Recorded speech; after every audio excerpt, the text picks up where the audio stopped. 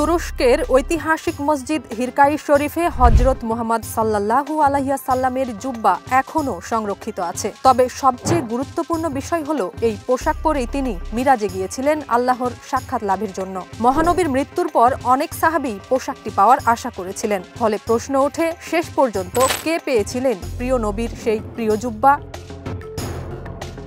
1851 সালে হিরকাই শরীফ নির্মাণ হওয়ার পর থেকেই প্রতি বছর রমজান মাসে হযরত মুহাম্মদ সাল্লাল্লাহু আলাইহি সাল্লামের পোশাকটি দর্শনার্থীদের দেখার জন্য উন্মুক্ত করে দেওয়া হয়। জুব্বাটি দেখে ধর্মপ্রাণ মুসলমানরা আবেগে আপ্লুত হয়ে পড়েন মহানবীর ভালোবাসায়।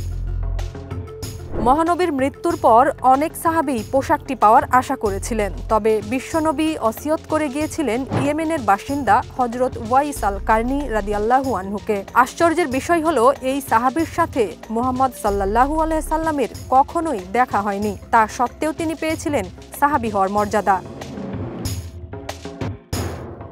এমন খ্যাতির বিড়ম্বনায় ওয়াইস আল কারনি স্বেচ্ছায় ইরাকের নির্জন এক স্থানে বসবাস শুরু করেন। তখন থেকেই পোশাকটির রক্ষণাবেক্ষণ করে আসছিলেন আল কারনির বংশধর।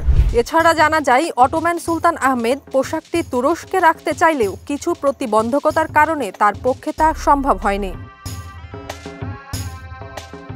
পরবর্তীতে তিনি ওয়াইস আল কারনির বংশধরদের তুরস্কে বসবাসের সুযোগ দেন। এরপর অটোম্যান সুলতান প্রথম আব্দুল মেজিদ দ্বারা পোশাকটির নামকরণে হিরকাই শরীফ মসজিদটি নির্মাণের জন্য মনোনীত হয়। মসজিদটি নির্মাণ করা হয়েছিল মূলত মুহাম্মদ সাল্লাল্লাহু আলাইহি সাল্লামের পরিধানকৃত জুব্বাটি সংরক্ষণের জন্যই।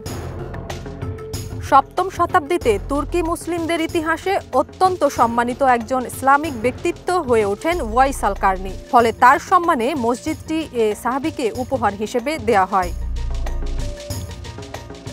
সেই সোনালী ইতিহাস থেকে ওয়াইস আল কারনির বংশধররা তুরস্কের এই মসজিদে হযরত মুহাম্মদ সাল্লাল্লাহু আলাইহি সাল্লামের প্রিয় জুব্বাটি প্রতি রমজানে বিশ্ব উম্মার জন্য উন্মুক্ত করে দেন। নাজিয়াত রুনা, নয়া দিগন্ত।